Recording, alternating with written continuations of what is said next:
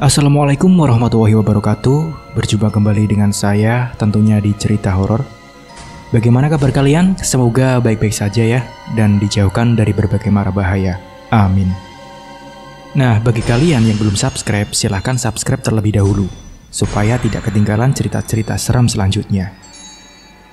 Nah, di video kali ini saya akan membawakan cerita.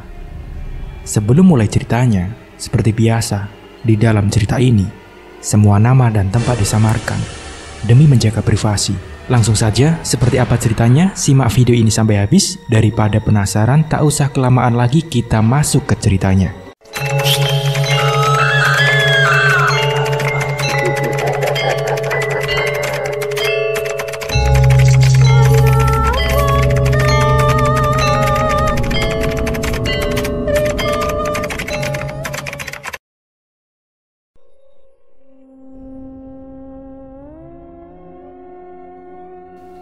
Sebut saja namanya Tari. Tari adalah seorang perempuan berkulit kuning langsat dan memiliki rambut yang ikal mayang sebatas punggung. Hari itu ia nampak sedang duduk di terminal bis dengan tas besar dan beberapa kotak kardus berisi kue lebaran yang sudah ia beli sebelumnya. Raut wajahnya sesekali merengut melihat beberapa orang laki-laki yang terus menggodanya sedari tadi. Sudah beberapa kali ia berpindah tempat duduk, tapi laki-laki itu terus saja mengikutinya. Seorang bapak-bapak dengan ikat kepala merah mendekati laki-laki tersebut. Beliau sesekali menunjuk ke arah Tari duduk. Meskipun perkataan bapak-bapak itu terdengar jelas, namun Tari tidak mengerti arti bahasa mereka. Tapi yang pasti, tidak lama setelah itu, semua laki-laki tersebut akhirnya pergi meninggalkan terminal. "Kamu tidak apa-apa kan?" kata bapak-bapak itu. "Tidak apa-apa, Pak. Terima kasih ya, Pak," ucap Tari. Walau ia tidak mengerti apa yang dikatakan si bapak pada orang-orang itu tadi, namun Tari yakin jika bapak itu adalah orang baik. Sama-sama, mereka itu pemabuk dari sekitar sini. Memang sering membuat onar. Di sekitar terminal ini, tidak ada yang berani menegur mereka selain aku. Itu pun tadi ada anak kecil yang memberitahuku kalau mereka mengganggu seorang perempuan. "Ya sudah, kalau begitu, aku mau pergi dulu. Kamu duduk saja di sini. Mereka tidak akan mengganggumu lagi," lanjut si bapak. "Iya Pak, terima kasih ya," kata si Tari. Beberapa bis sudah berangkat dengan berbagai daerah tujuan. Sementara bis yang akan dinaiki Tari, jadwal keberangkatannya masih beberapa jam lagi. "Kakak beli kuenya ya," panggil Tari pada dua orang anak kecil yang tengah menjajakan dagangannya. Mereka nampak bergegas berjalan menghampiri Tari. Berapa kak?" 2001. Kakak beli 5 ya," kata Tari.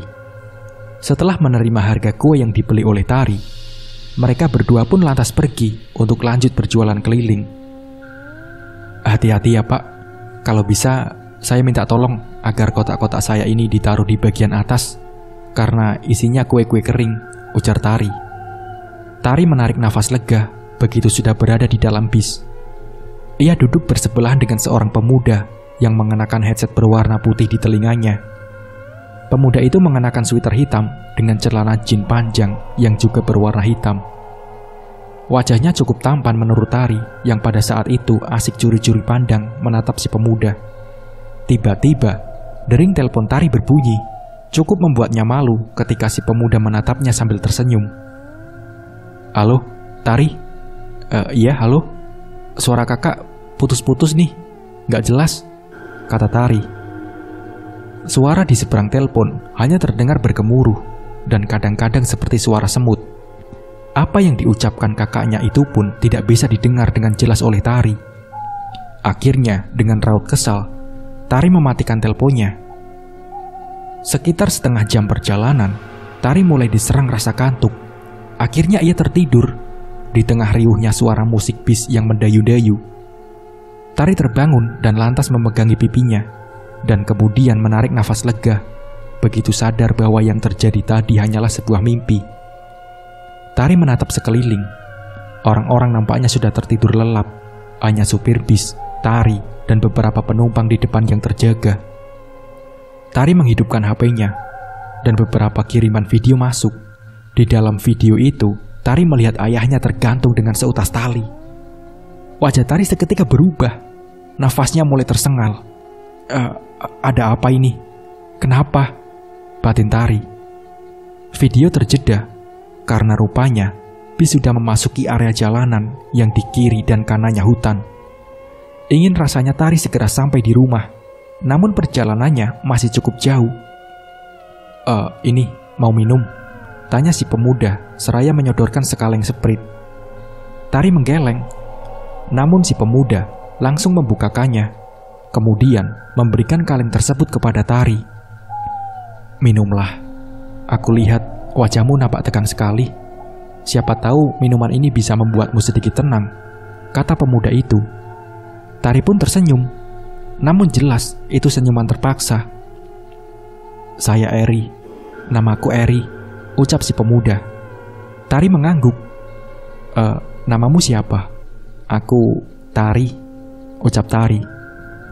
Salam kenal ya, Tari, kata si pemuda itu.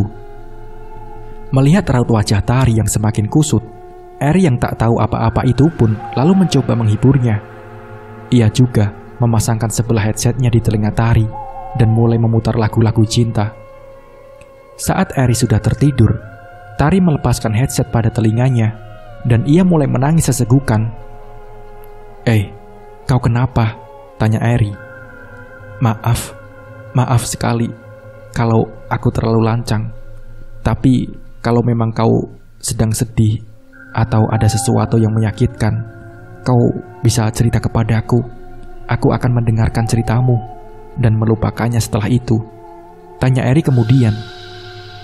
Tangis Tari semakin kencang.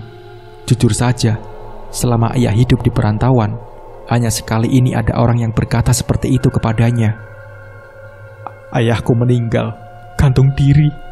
Aku tidak tahu apa masalah yang sedang ayahku alami, sehingga dia memilih untuk mati. Padahal dia tahu aku sangat bergantung padanya, sangat menyayanginya. Dialah alasanku satu-satunya untuk pulang ke kampung menjelang hari raya setiap tahunnya.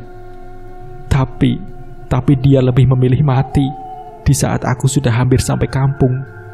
Tari pun menangis. Eri mengusap-ngusap bahu Tari. Wajahnya juga terlihat ikut bersedih. Bis mulai memasuki jalanan yang kiri kanannya sudah terpasang lampu. Beberapa warung makan pinggir jalan juga nampak ramai. Bis berhenti di sebuah rumah makan yang memiliki halaman parkir cukup luas. Para penumpang mulai turun, sementara Tari dan Eri masih duduk di kursinya masing-masing. Mata Eri lekat menatap rumah makan tersebut, seperti ada sesuatu yang janggal tengah ia perhatikan. Tari mengecek HP-nya, berharap kalau di daerah itu ada sinyal untuk menelpon kakaknya. Kartumu apa? Yang ku tahu di daerah sini, selain Telkomsel, kartu lain tidak ada sinyal, kata Eri. Tari pun menarik nafas panjang. Ini, pakai saja HP-ku untuk menelpon keluargamu, ujar Eri seraya menyodorkan HP-nya. Tari mengambil HP tersebut, lalu mulai mengetik nomor kakaknya. Saat tersambung, Tari langsung meminta untuk jangan terlebih dulu menguburkan ayahnya, karena dia ingin mencium jasad ayahnya untuk yang terakhir kalinya sebelum dimakamkan. Namun suara kakaknya terdengar putus-putus, sama seperti sebelumnya, sehingga kemungkinan apa yang dikatakan Tari tidak bisa didengar jelas oleh sang kakak. Sambungan telepon pun terputus karena ternyata pulsa Eri habis. Aduh, pulsaku habis. Sebentar ya, aku beli dulu, ujar Eri. Jangan, tidak usah. Suara kakakku juga tidak terdengar jelas. Mungkin pemancar sinyal di kampungku bermasalah lagi, kata Tari. Oh, oke. Tapi aku permisi lewat sebentar ya. Mau buang air kecil sekalian beli makan, jawab Eri. Tari pun mengangguk. Setelah Eri keluar, Tari berpindah duduk ke kursi Eri. Ia menyandarkan kepalanya kepada kaca bus. Tari pun memijit-mijit pelipis matanya yang terasa sangat lelah. Brek! Suara sesuatu jatuh dari arah belakang mengagetkan Tari. Awalnya ia mengira kalau suara tersebut merupakan ulah dari salah satu penumpang. Namun ketika ia melihat sekeliling, tak ada siapapun di dalam bis itu selain dirinya sendiri. Di pinggir jalan yang tidak begitu jauh, Tari melihat Eri yang sedang berjalan sambil menenteng bungkusan plastik. Saat Eri sudah masuk ke dalam bis, Tari pun sudah pindah ke kursi semula. "Ini, makan dulu ya," ujar Eri memberikan bungkusan nasi goreng kepada Tari. "Iya, terima kasih ya. Tapi aku belum lapar," jawab Tari. Aku tahu kamu sedih, tapi kamu juga harus jaga kesehatan. Makan ya. Aku sudah belikan, gak usah dibayar. Aku ikhlas kok," kata Eri. Lagi-lagi, Tari menghela nafas panjang. Ia benar-benar kehilangan selera makan begitu melihat video yang dikirimkan oleh sang kakak. Dan yang saat itu ia inginkan hanya satu, yaitu segera sampai ke rumahnya. Tapi melihat kebaikan Eri, Tari tak bisa menolak. Mereka berdua pun kemudian makan bersama. Fajar mulai menyingsing ketika bis sudah hampir sampai di terminal tujuan. Tari bergegas bersiap-siap untuk keluar, bahkan ketika bis baru akan memasuki area terminal. Tari, kata Eri. Iya kenapa? Boleh aku meminta nomor HP kamu?" ucap Eri. Tari pun mengangguk, lalu menyebutkan nomor HP-nya. Eri tersenyum dengan mengucapkan selamat tinggal kepada Tari, yang kemudian naik ojek untuk menuju ke kampungnya. 2 jam lamanya Tari duduk di boncengan tukang ojek yang syarat muat akan barang bawaan Tari tersebut. Punggungnya juga terasa sangat sakit, terlebih bagian pantatnya yang sudah terasa kram dan nyut-nyutan. Akhirnya ia pun sampai di rumah. Bendera hijau bertuliskan Innalillahi masih terpasang di depan rumah, yang berarti jenazah ayahnya belum dimakamkan. Tari berlari masuk dan langsung memeluk jenazah sang ayah. Tubuh juga wajahnya pucat dan dingin sekali. Tari hampir saja pingsan andai tidak langsung dipeluk oleh kakaknya. "Sudah, Dik, ikhlaskan ayah," kata kakaknya. Tapi kenapa, Kak? Apa penyebabnya?" isak Tari. "Nanti kakak ceritakan. Sekarang lebih baik kita urus dulu untuk pemakaman ayah. Orang-orang di kampung tidak ada yang mau membantu." "Terus kenapa, Kak?" "Karena ayah mati bunuh diri," jawab kakaknya. Singkatnya, setelah pemakaman ayahnya, malam itu Tari duduk termenung di dalam kamar sang ayah, kamar yang menjadi saksi atas kematian ayahnya. "Dik, ceritakan, Kak. Sebenarnya ayah ada masalah apa? Rasanya tidak mungkin karena ekonomi," isak Tari. "Ya, kamu benar, Dik. Kami mendapat banyak masalah setelah kau pergi. Aku dan suamiku bercerai karena ulah mertuaku. Aku bahkan seringkali mengalami KDRT. Ayah sangat terbeban pikirannya dengan masalahku. Apalagi saat ia mendengarkan aduan dari tetangga mama yang mengatakan kalau Saleha pernah mengaku kalau sudah diperkosa oleh suami baru ibu. Kami kaget sekali waktu itu dan hampir tidak percaya. Karena kau tahu sendiri kan betapa alim dan baiknya ayah tiri kita itu. Ayah mengusut dan menyelidiki sendiri, dan akhirnya terungkap kenyataan yang sebenarnya, kalau memang benar suami ibu sudah berulang kali memperkosa Soleha. Bayangkan saja, adik kita yang baru berusia 12 tahun diperkosa berulang-ulang kali oleh manusia bejat itu. Ayah tidak bisa mengontrol emosinya. Beliau marah, dan perkelahian pun terjadi begitu saja. Ayah mengamuk membawa parang dan melukai suami baru ibu, dan tangannya putus terkena tebasan parang ayah. Tapi yang anehnya, di sini ayah disalahkan karena dianggap main hakim sendiri tanpa ada bukti. Ya, aku tahu mereka memang benar. Cara ayah memang salah untuk membela anaknya. Beliau bahkan sempat kabur-kaburan menghindari kejaran polisi. Disitulah aku membujuk Soleha untuk mau bersaksi atas apa yang sudah terjadi padanya selama ikut ibu. Dan setelah kesaksian Soleha, keadaan mulai sedikit tenang. Awalnya kakak kira semua akan baik-baik saja. Tapi ternyata tidak. Soleha bunuh diri. Dan kematian Soleha itu membuat ayah kalap mata. Kau tahu sendiri kan bagaimana sifat ayah jika salah satu putrinya diganggu orang. Apalagi kejadian Soleha ini bukan hanya membunuh mentalnya, tapi juga menyebabkan kematiannya. Waktu itu aku sudah menasihati ayah untuk jangan mengotori tangannya dengan darah manusia bejat itu. Tapi ayah bilang begini, nyawa harus dibayar dengan nyawa. Seperti apa perbuatannya terhadap putri ayah, seperti itulah ayah akan membalasnya. Bahkan ayah tidak peduli kalau harus melangkahi puluhan bahkan ratusan mayat untuk membela anak-anak ayah. Cerita sang kakak diiringi dengan isakan tangis pilu.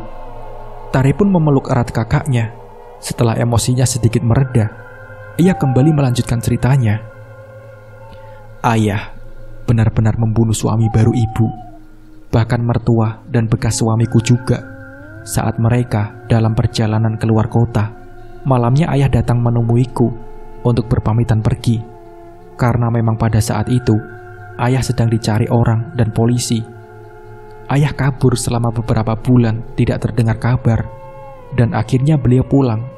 Ayah juga bilang kalau dia capek kabur-kaburan, masuk hutan, keluar hutan, berpindah-pindah tempat setiap harinya. Bahkan berbicara pun kami harus berbisik-bisik. Terus kenapa saat itu ayah tidak menyerahkan diri saja, Kak? Padahal dendamnya sudah juga ia balas, kata Tari kepada kakaknya. Ada banyak hal yang ayah pikirkan. Kita tidak akan tahu apa yang ia pikirkan di posisinya saat itu. Dia memang bersalah, tapi dia tidak akan semudah itu membunuh orang yang tidak melakukan kejahatan apa-apa terhadap keluarganya. Kau sendiri pun tahu kan, kasih sayang ayah kepada kita tiada bandingnya. Dia akan rela melakukan apapun itu demi kita. Dan keesokan harinya, saat akan membangunkan beliau, aku menemukan ayah sudah meninggal dengan leher tergantung. Tari menggeleng. Kakak waktu itu tidak ada di situ. Ayah melakukan itu demi kalian. Ayah hanya sayang kalian berdua, bukan aku. Isak Tari. Ayah sayang kamu, Dik.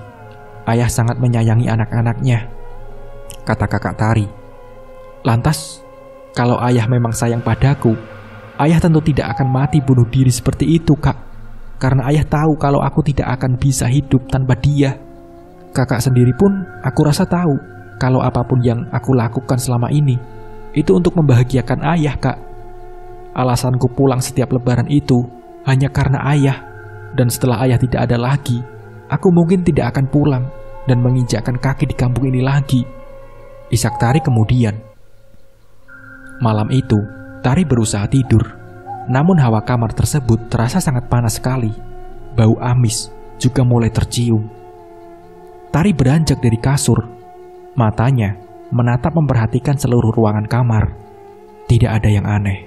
Mungkin hanya pikiranku saja, gumam Tari. Suara ketukan di pintu kamar membuat Tari sedikit kaget. Suara langkah terdengar, dan pintu pun terbuka. Tidak ada siapa-siapa di luar kamarnya. Namun suhu di luar terasa cukup dingin. Berbeda sekali dengan suhu di kamar yang sangat panas. Tari, belum tidur, kata kakaknya. Iya, Kak, di kamar panas, Kak. Bikin gak bisa tidur, kata Tari. Kakaknya Tari pun duduk dan meletakkan botol air putihnya di lantai. Sinyal di sini rusak ya, Kak, kata Tari. Iya, terkena angin ribut, tapi sepertinya sudah bagus. Ini sinyal di HP-ku juga full, jawab kakak Tari. Tari pun mengeluarkan HP-nya. Punyaku masih tidak ada, Kak. Oh, itu kartumu mungkin, kata kakak Tari. Sang kakak mengangkat bahu. Ia juga tidak terlalu paham masalah kartu-kartu seperti itu. Kak, aku pernah bermimpi gigiku patah, Kak. Ternyata kata orang benar ya tentang arti mimpi gigi patah bahwa akan ada keluarga yang akan meninggal, kata Tari kepada kakaknya. Suara ketukan pintu pun terdengar kembali. Kali ini dengan cepat. Mereka berdua saling bertatapan antara kaget dan takut. Setelah beberapa saat didiamkan, ternyata ketukan tadi berubah menjadi gedoran keras. Kakaknya Tari beranjak dari duduknya, namun lekas-lekas Tari cegat sambil menggeleng. Karena penasarannya, tiba-tiba saja tidak enak, seperti ada sesuatu yang buruk akan terjadi. Jangan kak, jangan, kata Tari. Mungkin ada sesuatu yang penting, jawab kakaknya. Tapi ini sudah larut malam kak, lebih baik jangan dibuka, kata Tari kepada kakaknya. Kakak Tari melepaskan pegangan tangan sang adik, lalu tersenyum. Ia kemudian berjalan menuju ke arah pintu yang masih digedor-gedor dari luar tersebut. Sebentar. Saat pintu terbuka, ternyata di depan pintu sudah berdiri Pak RT dan salah satu tetua desa lainnya. Maaf kalau kedatangan kami mengganggu waktu istirahat kalian, karena ada sesuatu hal yang harus kami sampaikan malam ini juga, kata Pak RT kepada Tari. Sesuatu apa Pak? Kata Tari dan kakaknya. Begini, seperti yang kita tahu, kalau ayah kalian sudah melakukan kesalahan yang sangat fatal untuk dimaafkan oleh warga desa. Jadi, seluruh warga ingin agar kalian berdua pergi dari kampung ini begitu cara pemakamannya sudah selesai, kata Pak RT kepada Tari dan kakaknya. Tapi Pak, ini masih belum 7 harian. Bahkan rumah pun tidak boleh dikosongkan jika belum 100 hari, jawab Tari dan kakaknya. Itu kalau ayahmu tidak bunuh diri. Dia kan bunuh diri. Mau dibikin acara selamatan kayak apa juga, dia tetap akan masuk neraka, jawab Pak RT. Mulut kalian jahat sekali ya. Memangnya siapa kalian bisa menghakimi ayahku seperti itu? Apa kalian sudah pasti masuk surga? Bentak Tari yang tidak terima ayahnya dihina seperti itu. Tari, sudah Tar, sudah, kata kakaknya. Di dalam agama manapun, yang namanya bunuh diri itu tidak dibenarkan, jawab Pak RT. Tari pun menutup pintu rumahnya dengan keras dan kasar. Ia sangat kesal dengan hinaan orang-orang itu. Ia tahu kesalahan ayahnya, dan ia juga tahu bagaimana hukum bunuh diri dalam agamanya. Tapi tidak bisakah mereka untuk tidak menghina orang yang sudah meninggal? Tari bergegas masuk ke dalam kamar. Ia membereskan semua barang-barang dan meletakkannya di dekat pintu keluar. Kau benar akan pergi. Kita berdua akan pergi. Tapi aku tidak bisa meninggalkan rumah ini sebelum 100 hari, Dik, kata kakak Tari. Kakak tidak dengar tadi. Mereka mengusir kita dari kampung ini, Kak. Bahkan mereka juga menghina ayah kita.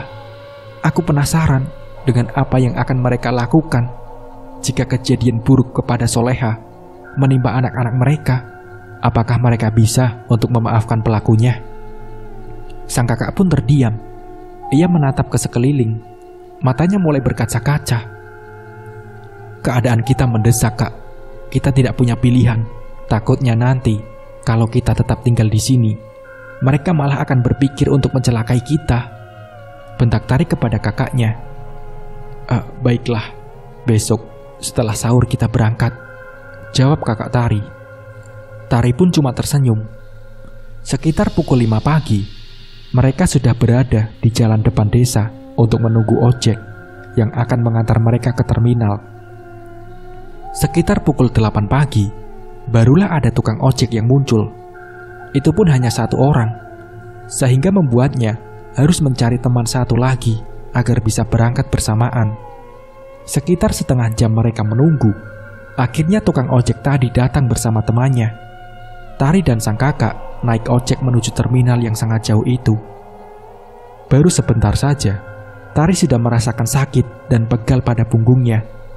Sesampainya di terminal, ternyata hari itu tidak ada bis yang berangkat karena sudah memasuki 3 hari terakhir puasa. Aduh, sudah jauh-jauh kita ke sini, ternyata terminal kosong, keluh Tari. Rasa haus dan lapar membuatnya emosi. Sang kakak duduk di bangku panjang itu. Ia menatap ke sekelilingnya, entah apa yang ia pikirkan saat itu. Mau tidur di mana kita malam ini, Kak? Kata Tari kepada kakaknya. Kakak juga tidak tahu. Yang pastinya jangan di sini, Dik, jawab kakak Tari. Tari berusaha menghubungi teman-temannya yang tinggal di sekitaran terminal. Namun alasan mereka sama, yaitu sedang tidak berada di rumah karena akan merayakan Lebaran bersama keluarga besar mereka masing-masing. Tidak menyangka, hari raya tahun ini sangat jauh berbeda dari tahun-tahun sebelumnya, gumam sang kakak. Halo Eri. Tari berjalan menjauhi kakaknya untuk mengobrol dengan Eri. Pemuda baik yang baru dia kenal. Andai bukan karena terpaksa, Tari tidak akan meminta bantuan kepada Eri. Sekitar 20 menitan, Eri datang mengendarai sebuah mobil berwarna putih. Ia melemparkan senyum kepada Tari. Maaf kalau aku merepotkanmu ya. Aku benar-benar terpaksa karena tidak tahu mau minta tolong kepada siapa lagi, kata Tari kepada Eri. Iya, aku paham kok. Dan aku juga senang kalau bisa membantumu, jawab Eri. Eri membantu memasukkan semua barang-barang bawaan kakak beradik itu ke dalam mobilnya. Mau beli minuman dulu? Tanya Eri. Kami sedang berpuasa kok, jawab Tari. Aduh, maaf ya, maaf aku lupa. Sekali lagi maaf, jawab Eri. Sesampainya di rumah Eri, Tari nampak sedikit kaget karena ternyata pemuda itu hanya tinggal bersama dengan pembantunya di rumah yang cukup besar tersebut. Orang tua kamu kemana, Ri? Ucap Tari. Orang tua aku tidak tinggal di sini, Tar. Cuma aku yang tinggal di sini karena ini merupakan rumah peninggalan kakek nenekku dulu, kata Eri. Tari lega mendengarnya karena sedari awal perjalanan ia sudah was-was dan Tari juga sudah siap-siap dengan semua jawaban yang nanti akan ia butuhkan jika berhadapan langsung dengan orang tua Eri. Kamu mau minum apa, Tari? Ucap pembantu Eri. Mereka puasa, Bu, ujar Eri. Ia juga membantu Tari dan kakaknya memasukkan semua barang-barang mereka ke dalam kamar. Kalian bisa tinggal di sini sampai kapanpun kalian mau. Kau juga tidak perlu khawatir karena jarak rumah ini sangat jauh dari rumah-rumah lainnya, kata Eri kepada Tari. Tidak, Ri. Hanya sampai habis hari raya. Aku tidak ingin terus merepotkanmu. Kau sudah sangat baik kepada kami. Padahal kita baru saja kenal, jawab Tari kepada Eri. Aku selalu begitu. Dan gua harap selamanya akan tetap seperti ini. Karena berbuat baik itu adalah suatu kewajiban bagi kita manusia, kata Eri. Kau masih muda, tapi pemikiranmu sudah sangat dewasa, jawab Tari. Apa? Dewasa? Eri pun membelalak. Usiaku sudah 27 tahun, sudah cukup dewasa. Kali ini, giliran Tari yang terbelalak. Ia tidak menyangka jika usia Eri sudah 27 tahun. Ia bahkan masih mengira kalau usia Eri sekitar 17 tahunan. Suara takbiran malam itu begitu indah terdengar. Tak terasa, Tari meneteskan air matanya. Kita mau kemana lagi habis ini, Dik? Tanya kakaknya Tari yang duduk di kursi belakang. Mau kemana, Tar? Tanya Eri kepada Tari yang melamun menatap keluar. Terserah mau kemana, jawab Tari. Eri berhenti di depan sebuah toko yang nampak ramai pembeli. Sebelum masuk ke dalam toko itu, Eri berdiri diam seraya menatap toko tersebut untuk beberapa saat. Lalu kemudian ia melangkah masuk. Kenapa dia? Waktu itu juga seperti itu, Kak. Saat bis yang kami tumpangi berhenti di depan rumah makan. Dan di saat orang-orang satu bis makan di rumah makan tersebut, dia malah lebih memilih untuk membeli nasi goreng di pinggir jalan. Awalnya aku pikir mungkin karena keterbatasan uang yang dia miliki. Maklumkan, muka dan penampilannya waktu itu sama seperti anak-anak yang baru lulus SMA. Jadi tidak salah kalau aku menganggapnya tidak punya uang. Tapi setelah tahu dia yang sebenarnya, aku jadi berpikiran lain. Jawab Tari kepada kakaknya. Maksudmu? Tanya kakak Tari kembali. Obrolan keduanya terhenti seketika. Eri keluar dari toko tersebut dengan menenteng 2 plastik penuh berisi makanan. Sesampainya di rumah, Eri menyetel rekaman orang takbiran untuk sekedar menghibur kawan barunya itu. Mereka juga memasak untuk esok harinya, meskipun tanpa keluarga. Tapi malam itu, Tari dan kakaknya bisa tertawa lepas dibuat Eri. Mereka nampak sangat bahagia sekali malam itu. Malam ini akan menjadi kenangan yang tidak akan aku lupakan sampai kapanpun. Terima kasih Eri. Terima kasih sudah membuat kami tertawa dan sejenak melupakan masalah kami, ucap Tari. Iya, sama-sama, jawab Eri tersenyum. Mereka juga membagi-bagikan makanan untuk kucing-kucing dan anjing di sekitaran rumah Eri. Tidak ada yang berubah, semuanya masih sama. Namun entah kenapa, kejadian-kejadian aneh mulai bermunculan. Kakaknya Tari jatuh sakit. Tubuhnya dipenuhi bintik-bintik merah yang lama-kelamaan menjadi besar dan berisi cairan. Pada saat kakak Tari terserang sakit, kebetulan Eri sedang tidak berada di rumah. Mereka sebenarnya ingin pergi dari rumah Eri, tapi Eri melarang dan berjanji akan mencarikan rumah sewaan juga pekerjaan untuk keduanya.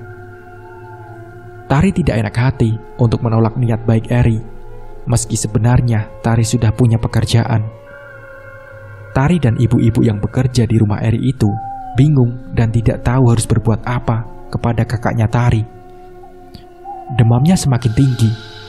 Begitupun juga dengan bintik-bintik merah itu di tubuhnya bertambah banyak seiring waktu. Bahkan yang sudah besar dan berisi cairan mirip seperti cacar itu kemudian saling menyatu satu sama lain, membentuk gelembung besar mirip seperti kulit yang habis terkena cipratan minyak panas. Walaupun sudah diobati dengan herbal, tapi tidak kunjung sembuh juga. Nak Eri, sudah dalam perjalanan nak. Tadi sudah ibu telepon, kata pembantunya itu. Saya tidak enak bu, terus-terusan merepotkan Eri. Kasihan dia, jawab Tari. Biasanya, Nak Eri tahu obat sakit-sakit seperti ini. Karena ini, ibu rasa bukan sakit cacar pada umumnya, jawab ibu-ibu pembantu itu. Saat Eri datang dan masuk ke dalam kamar di mana kakaknya Tari berada, wajahnya terlihat tegang. Ia menatap lekat, namun bukan pada kakaknya Tari, melainkan ke sudut kamar. Ini penyakit kiriman, bukan cacar, ujarnya. Dari mana kamu tahu, Ri? Kata Tari. Dia ada di sini, jawab Eri tanpa sedikit pun mengalihkan pandangannya dari sudut kamar. Siapa, Ri? Siapa? Ucap Tari. Bu, tolong ambilkan bungkusan di dalam lemari kamarku ya, suruh Eri kepada pembantunya. Tanpa diminta 2 kali, ibu itu segera pergi mengambilkan apa yang diminta oleh Eri. Setelah bungkusan itu berada di tangannya, Eri lantas membukanya. Di sana, ada 2 buah kayu berwarna hitam. Entah itu kayu apa. Yang pasti, Eri merendam kayu itu di dalam gelas air. Dan anehnya, air dalam gelas itu seketika berubah warna menjadi hitam pekat. Hubungi dia, Bu. Hubungi dia, ujar Eri yang bagian wajahnya sudah berkeringat penuh. Kakakku kenapa, Ri? Tanya Tari was-was. Doakan saja, semoga tidak terlambat, karena aku sudah berusaha untuk mengobatinya, tapi tidak bisa, jawab Eri. Kau jangan membuatku takut, Ri, tanya Tari ketakutan. Sekitar 15 menitan menunggu, seorang laki-laki dengan rambut panjang sebatas bahu datang. Dengan hanya menatap kakaknya Tari, laki-laki itu lalu mengangguk, seolah-olah tahu apa yang sedang terjadi kepadanya. Tari dan ibu-ibu yang bekerja di rumah Eri itu disuruh untuk menunggu di luar, sementara Eri dan laki-laki tersebut melakukan pengobatan pada kakaknya Tari. Cukup lama mereka menunggu. Namun belum juga Eri ataupun laki-laki itu keluar dari kamar tersebut, Tari semakin cemas. Pikirannya muncul membayangkan kemungkinan terburuk yang akan terjadi. Saat Eri keluar dari kamar, Tari langsung mendekatinya. Bagaimana kakakku? Prak! Belum sempat menjawab pertanyaan Tari, tubuh Eri ambruk. Wajahnya pucat dan ujung-ujung jarinya menjadi sedingin es. Ya Allah, apa yang sebenarnya terjadi? Isak Tari dalam kebingungan dan ketakutannya. Laki-laki berambut gondrong itu keluar. Ia menarik nafas panjang ketika melihat Eri yang terbaring di lantai, ditemani oleh Tari dan ibu-ibu pembantu. Bagaimana kakak saya? Kata Tari. Sudah membaik, tapi kita lihat sampai besok. Apakah sudah benar-benar baik? Takutnya itu penyakit dikirim kepada kakakmu lagi.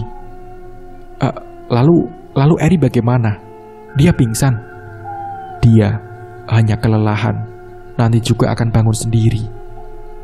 Dan benar saja, tidak berapa lama Eri pun sadar kembali. Begitupun juga dengan kakaknya Tari.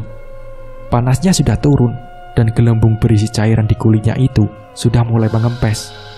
Dan keesokan harinya, keadaan kakak Tari benar-benar sudah membaik.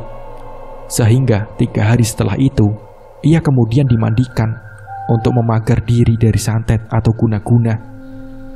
Setelah kakaknya sehat, Tari berniat untuk pergi dari rumah Eri. Karena ia merasa sudah sangat banyak sekali merepotkan laki-laki itu. Namun belum Tari mengutarakan keinginannya untuk pergi, Eri terlebih dulu mengajaknya bicara.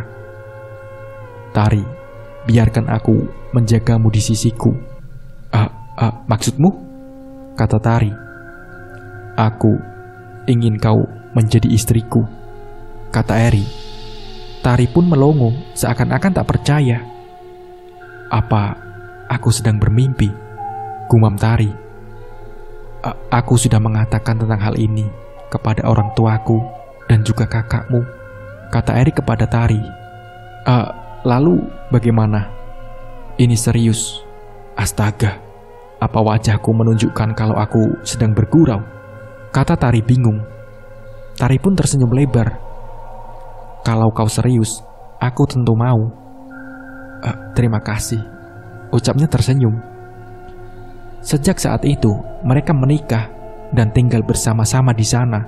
Sampai suatu ketika, kakaknya Tari dilamar oleh sepupu Eri. Orangnya baik dan tentu tidak kasar seperti mantan suaminya. Nah, seperti itulah ceritanya. Mungkin dari cerita ini kita bisa mengambil hikmah dan pembelajarannya.